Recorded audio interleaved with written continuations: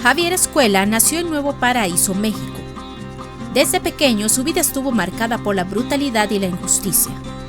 Su padre, un jornalero alcohólico, trabajaba en las tierras del tío de Agustín Allende. Cuando era niño, Javier fue testigo de un horrible acto de violencia. Su tío y otros 4 hombres fueron castrados y sus restos arrojados a los cerdos. Todo esto porque incitaron a los aldeanos a exigir salarios justos. Con el tiempo, Javier se convirtió en un cazarrecompensas conocido y un revolucionario que luchaba contra lo que él veía como un sistema corrupto. Un día, en Punta Orgullo, mató a un oficial de alto rango del ejército por una mujer de la que estaba profundamente enamorado. Temiendo por la seguridad de sus seres queridos, Javier decidió huir a Estados Unidos. En 1895, mientras intentaba robar unas gallinas, Javier se topó con Dodge Vanderlyn, quien también estaba en la misma misión. Ambos se echaron a reír y en un gesto de camaradería, Dodge alimentó y vistió a Javier, ofreciéndole un lugar en la banda de Vanderlyn. Javier sintió una conexión instantánea con la banda y sus ideales, llegando a considerarla como su verdadera familia. Idolatraba a Dodge como un líder revolucionario y le fue ferozmente leal. Javier trabajó como pistolero para la banda, participando en numerosos atracos y delitos a lo largo de la frontera. Uno de los atracos más destacados fue el asalto a un banco en Tucson, Arizona, que llevó a cabo junto a Arthur y Karen Jones. Durante este tiempo, Javier se enteró de que su madre había fallecido y de que su hermana se había casado. Aunque él las extrañaba profundamente, no podía regresar a México, ya que probablemente lo matarían si lo descubrían. Antes de 1899, Javier y Arthur intentaron robar una diligencia tras recibir información de un agente de ley corrupto en Reno, Nevada. Sin embargo, al descubrir que la diligencia estaba llena de mujeres y niños, decidieron abandonarla. Para su gran decepción, al día siguiente, la diligencia fue asaltada por los O'Driscoll Boys, quienes asesinaron a todos los pasajeros. En 1899, la banda huyó hacia el este y llegó al estado de West Elizabeth. Se establecieron en las afueras de la ciudad de Blackwater, donde Dodge se dio cuenta de que un barco transportaba una gran cantidad de dinero. La banda intentó robar el banco, pero el atraco salió muy mal cuando llegaron los agentes de Pinkerton. Javier fue testigo de cómo Dodge asesinaba a una joven madre llamada Hattie McCord y participó en el gran tiroteo que siguió. Después de esto, la banda emprendió una huida desesperada hacia el norte, terminando en las frías montañas de Ambarino. Con la banda al borde del colapso en Beaver Hollow, Javier asume un papel bastante mínimo en los asuntos de la banda. Permanece infinitamente leal a Dodge y sus relaciones con Arthur y John se deterioran notablemente como consecuencia de ello.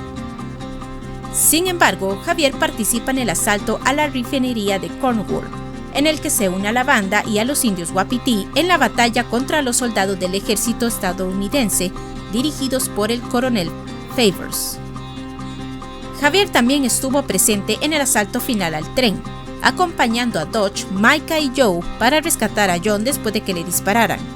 Sin embargo, los 4 hombres regresaron más tarde sin John, con Dodge y Micah afirmando falsamente que había muerto. Más tarde, en Beaver Hollow se produjo un enfrentamiento entre Arthur y Micah, quienes se encañonaron mutuamente en el campamento. Javier apareció en medio de la confrontación para anunciar que los Pinkerton estaban llegando, pero sin querer causó la muerte de Susan Greenshaw, ya que Micah le disparó mientras ella estaba distraída por la llegada de los agentes. Entonces, Dodge sacó su revólver y exigió saber quién estaba con él y quién le estaba traicionando, provocando que Javier, aunque con dudas, se uniera a la mayoría de la banda del lado de Dodge y Micah. Cuando los Pinkerton comenzaron su asalto, Javier presumiblemente huyó con Bill, ya que ninguno de ellos fue visto persiguiendo a Arthur y John, a diferencia de otros miembros de la banda. Tras la disolución de la banda, Javier regresa a México. Se dice que en 1907 vive en las montañas de México. En 1911, Javier trabaja como sicario del coronel Allende, gobernador de Nuevo Paraíso y asistente del general Sánchez. Gracias a esta asociación, Javier está bajo la protección del ejército mexicano. Antes del asalto a Fort Mercer, Javier ayudó a Bill Williamson a escapar a Nuevo Paraíso, lo que también le aseguró la protección de Allende. Cuando John Marston llega a México buscando a Williamson y escuela, por solicitud de la Oficina de Investigadores, Allende se aprovecha de la situación y utiliza a Marston para combatir a los rebeldes liderados por Abraham Reyes, prometiéndole a John que le ayudaría a encontrar a Javier, aunque sin intención de cumplir su promesa. Finalmente, John es traicionado y casi asesinado por el ejército mexicano, lo que le lleve a unirse a los rebeldes. Reyes promete ayudar a John a encontrar a los dos hombres y finalmente descubre que Javier está en el presidio. John finalmente localiza a Javier durante el asalto de los rebeldes al fuerte. En el presidio, John apunta a Javier con una pistola en una habitación del fuerte. Javier se sorprende al ver a John trabajando para el gobierno de Estados Unidos, pero John le recuerda que ambos simplemente trabajan para gobiernos diferentes. Javier se ríe e intenta convencer a John de que lo deje ir. John, sin embargo, le recuerda cómo la pandilla lo dejó morir y le dice: «Somos tú o yo. A mi modo de ver, bien podría ser tú». Esto no desconcierta a Javier, quien sigue tratando de convencer a John para que lleguen a un acuerdo, prometiendo entregarle a Bill y afirmando conocer la ubicación de Dodge, supuestamente en Colombia. Como John no se convence, Javier de repente empuja una caja hacia él, haciendo que John se caiga. Javier aprovecha la oportunidad y salta por una ventana, con John siguiéndolo. Dependiendo de cómo el jugador decida lidiar con Escuela, pueden ocurrir dos resultados. Javier Escuela era un revolucionario idealista que valoraba la lealtad por encima de todo. Podía dedicar apasionadamente su vida a una causa, lo que le permitió conectarse con Dodge, a quien permaneció inquebrantablemente leal. A partir de 1899, Javier era considerado amigable por la mayoría de los pandilleros y tenía un fuerte sentido de camaradería. Era buen amigo de John Marston y se ofreció a buscarlo cuando desapareció durante una tormenta de nieve, afirmando que John haría lo mismo si las circunstancias se invirtieran. Sin embargo, los dos se distanciaron cuando John comenzó a perder la fe en Dodge, mientras que Javier permanecía leal a pesar del declive en la cordura de Dodge. La amistad más cercana de Javier parecía ser con Bill Williamson, ya que ambos compartían puntos de vista similares sobre Dodge. Javier intentó rescatar a Bill cuando fue capturado por cazarrecompensas y se le pidió específicamente que cuidara de Javier en Guarma. Bill trató de consolar a Javier diciéndole quién era la rata, y ambos huyeron juntos después de un enfrentamiento. En 1911, Javier y Bill seguían siendo amigos, ya que Javier ayudó a Bill a escapar de Estados Unidos a Nuevo Paraíso cuando John lo buscaba a México, por orden del gobierno, y comenzó a cazarlos a ambos. Mientras la banda se desmoronaba lentamente, Javier continuó apoyando a Dodge. Reprendía a Arthur y John por desaprobar las decisiones y el liderazgo de Dodge. Finalmente, durante un enfrentamiento con Arthur y John, aunque de mala gana, se puso del lado de Vanderlyn. Durante este enfrentamiento, Javier fue el único miembro del lado de Dodge que no apuntó su arma directamente a Arthur y John, sino que la apuntó hacia arriba, mostrando algo de cariño o al menos neutralidad hacia ellos. Sin embargo, la locura lentamente revelada de Dodge tuvo un gran efecto en Javier. Empezó a perder la confianza en cualquiera que no fuera fiel a Dodge. Arthur notó cómo Javier había cambiado después de una discusión con Charles. En 1911, John le contó a Abraham Reyes: cuando Dodge perdió la cabeza, Javier lo tomó más duro que cualquiera de nosotros. Es como si todo en lo que alguna vez creyó resultara ser un fraude. John también evaluó a Javier como una figura compleja y paradójica, más misántropa de lo que parecía. Lo describió como un cínico que quería desesperadamente ser un romántico, y un hombre desgarrado, a pesar de ser un revolucionario e idealista comprometido a hacer del mundo un lugar mejor. En su tiempo libre, Javier solía tocar la guitarra y cantar para los miembros de la banda, especialmente durante las comidas y fiestas.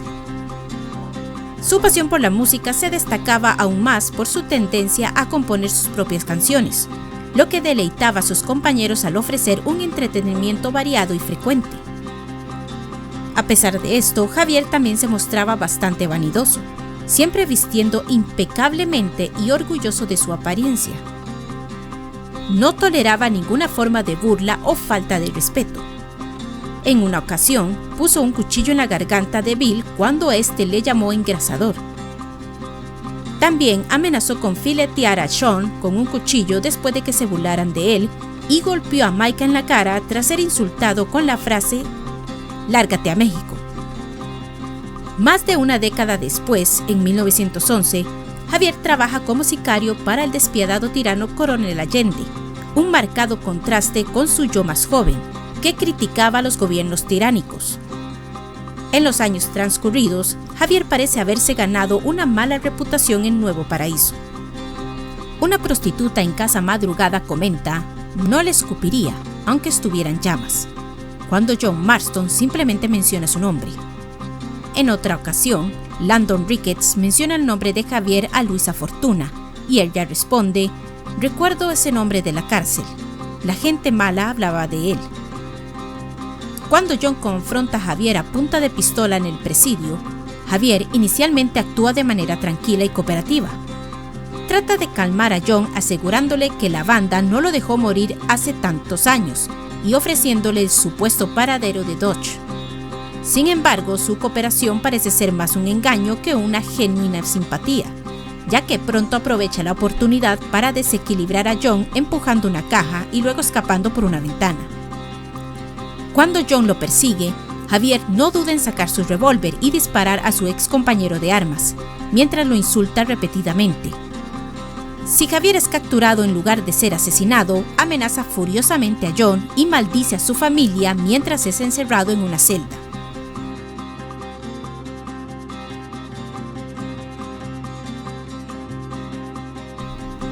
Trelawney nació en Cornwall, Inglaterra, aunque no tiene muchos recuerdos de su lugar de nacimiento. Eventualmente emigró a los Estados Unidos. Conocido como un estafador, ilusionista y embaucador, Trelawney se unió a Dutch Van der Linde y su banda varios años antes de 1899. Aunque en algunos momentos se alejaba de la banda, a veces por meses siempre terminaba regresando. En algún momento, Trelawney se estableció en Saint-Denis con su esposa y sus dos hijos, Tarkin y Cornelius. Sin embargo, al igual que con la banda, frecuentemente desaparecía y reaparecía en la vida de su familia. Después de que la banda comienza a desmoronarse, Trelawney finalmente decide marcharse. Hace las maletas y se va silenciosamente para siempre después de recibir la bendición de Arthur. Antes de partir, Trelawney agradece a Arthur por ser un buen amigo. Se desconoce el destino de Trelawney tras dejar la banda, aunque más tarde se le puede escuchar en Saint-Denis después de reencontrarse con su familia. Hay diferentes versiones de esta interacción. Si Arthur está parado en la puerta, llamará a Trelawney. Si no está cerca de la puerta, se escuchará a su familia. Trelawney es un hombre astuto que siempre hace lo necesario para salvarse. Aunque considera amigos a la banda Van der Linde, su prioridad es cuidarse a sí mismo y a sus intereses. Se presenta como un caballero extravagante y de lengua afilada, cordial con casi todo el mundo, lo que lo convierte en un estafador hábil. Sin embargo, no teme ensuciarse las manos si es necesario y es capaz de realizar increíbles trucos de magia. Trelawney no puede ver a su familia con frecuencia debido a su estilo de vida, pero cuando lo hace, lo aprovecha al máximo con cenas y regalos. Además, mantiene en secreto la naturaleza criminal de su negocio, refiriéndose al campamento como la oficina cuando está cerca de ellos. Aunque es inglés, habiendo pasado la mayor parte de su vida en Estados Unidos, su acento se aproxima a un acento transatlántico, una mezcla de acento de clase alta británica y estadounidense. Con su estilo de vida y apariencia peculiar, guarda un sorprendentemente parecido con el hombre extraño. Sin embargo, Rockstar Games ha confirmado que no son la misma persona. Curiosamente, en el diario de Arthur, antes del robo del ferry en Blackwater, Arthur menciona haber visto a un extraño que se parece a Trelawney, a pesar de que no lo había visto en meses.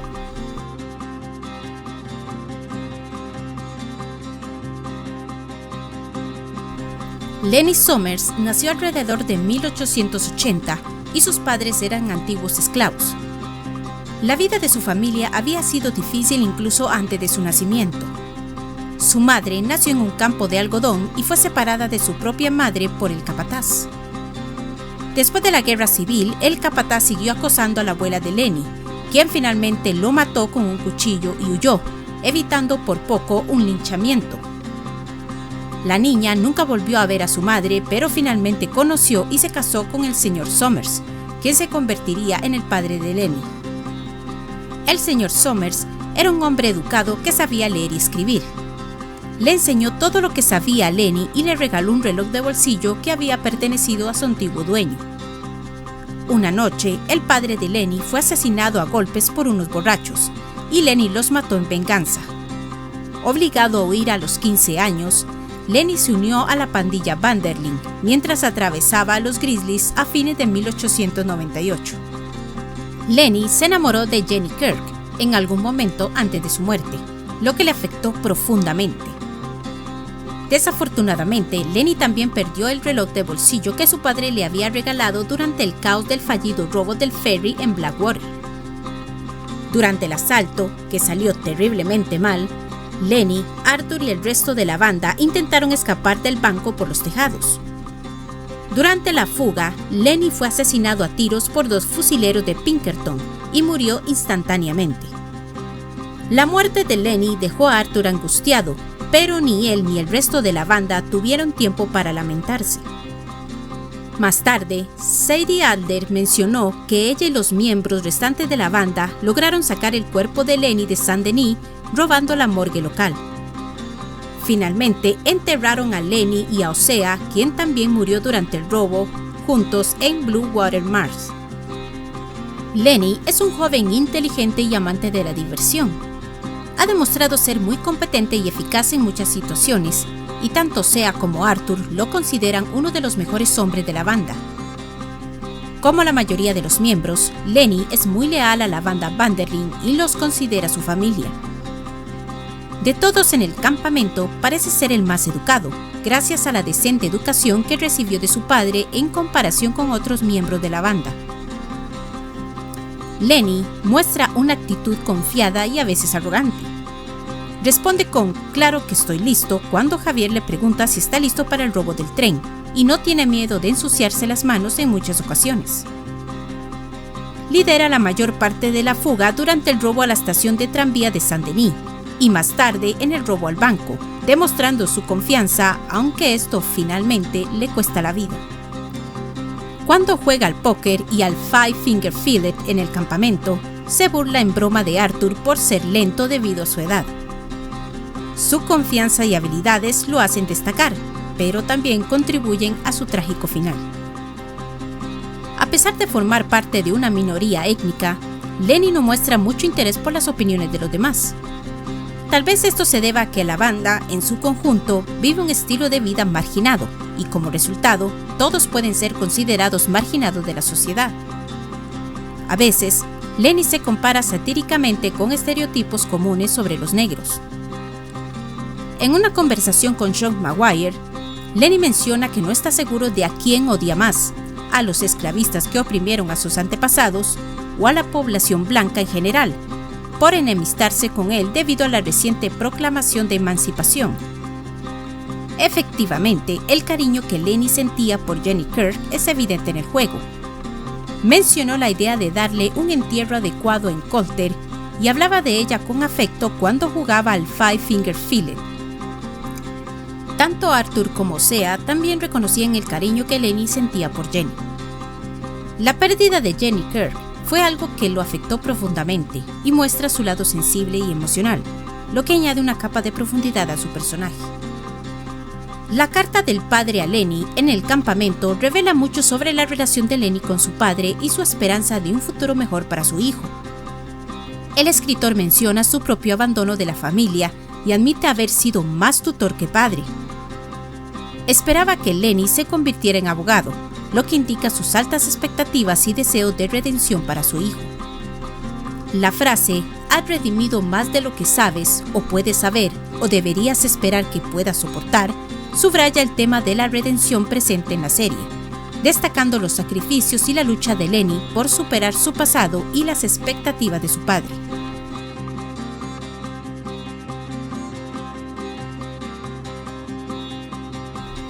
Strauss nació alrededor de 1846 en Viena, en el Imperio Austriaco, en un entorno de pobreza. A los 12 años, su hermano ya se había convertido en un delincuente de poca monta que golpeaba a los vigilantes nocturnos para robarles restos de comida. Su padre vendió a su hija menor, Anna, de 9 años, como trabajadora en condiciones de servidumbre para poder mantener al resto de la familia, lo cual destrozó el corazón de sus hermanos. Debido a sus problemas de salud, a los 17 años, Leopold fue enviado a Estados Unidos con su tío, llegando en medio de los disturbios del reclutamiento en la ciudad de Nueva York en 1863. La devastadora visión de Brooklyn en llamas y arrasada por la guerra provocó un ataque cardíaco fatal a su tío, dejando a Leopold solo en una tierra desconocida.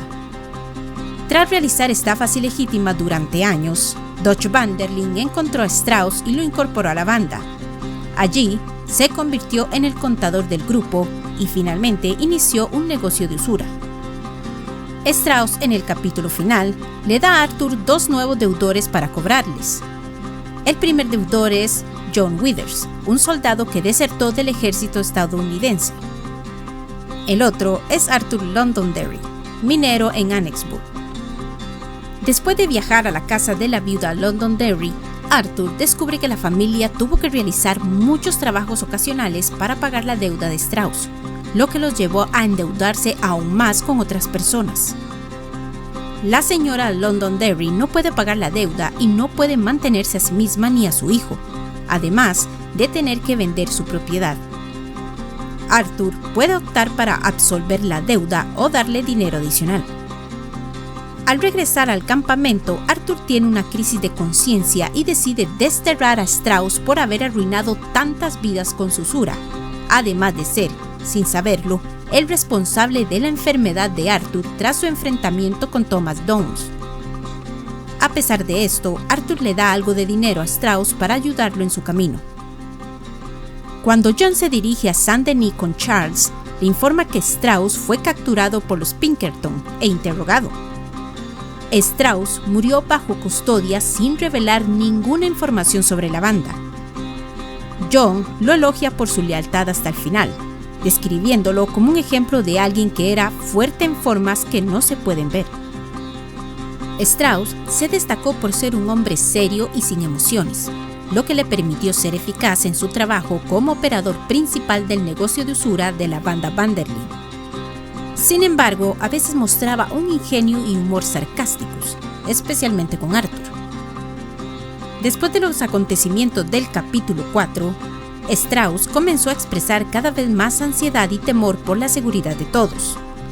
Sadie notó que estaba muy nervioso debido a las secuelas del robo del banco de Saint-Denis y durante la ausencia de Dutch y los demás miembros mientras estaban en Warma. En Beaver Hollow, Leopold le expresó gran preocupación a Susan Greenshaw, tartamudeando mientras hablaba.